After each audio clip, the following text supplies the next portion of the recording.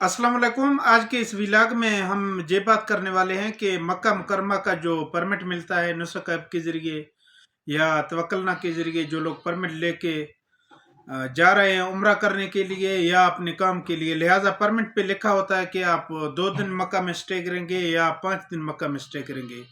और कुछ दोस्त इस परमिट को इसलिए ले रहे हैं कि हम उम्रा करेंगे, लिहाजा ये परमिट अब उम्रा के लिए इशू नहीं है, क्योंकि मक्का में जिस दोस्त का काम हो तो वो उसके लिए जा सकता है। अगर कोई दोस्त इस परमिट को लेके मक्का मुकरमा में उम्रा करने के लिए जाए तो कोई भी चेक पोस्ट पर उसको वापस कर दिया जाएगा और उसके अकामा का तस्वीर भी लिया जाएगा।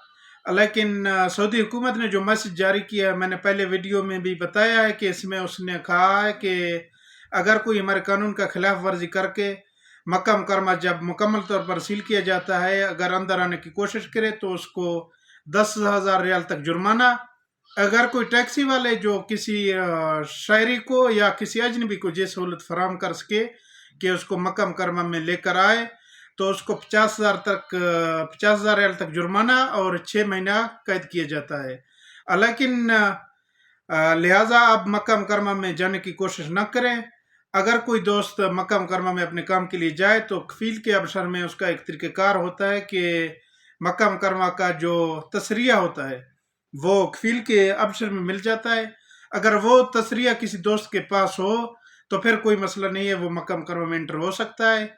लिहाजा जिसका मक्के का वीज़ा हो तो फिर उसका भी मसला नहीं है। अल्लाह आपको अपने हिफ्ज़-ओ-मान में रखे। बहुत मेहरबानी।